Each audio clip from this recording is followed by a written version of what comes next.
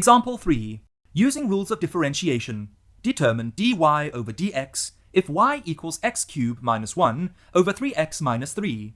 Solution. Consider the function. By inspection, we can see that the function is not defined at x equals 1. Let us now factorize the numerator of the function. X cubed minus 1 equals x minus 1, x squared plus x plus 1. The function can be written as. Simplifying, we get. Therefore, y equals 1 over 3 times x squared plus x plus 1. Let us now find the derivative of the function.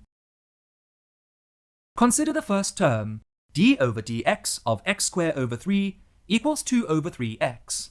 Consider the second term. D over dx of x over 3 equals 1 over 3 times x to the power 0 equals 1 over 3. Now we consider the last term. D over dx of 1 over 3 equals 0. Substituting the values.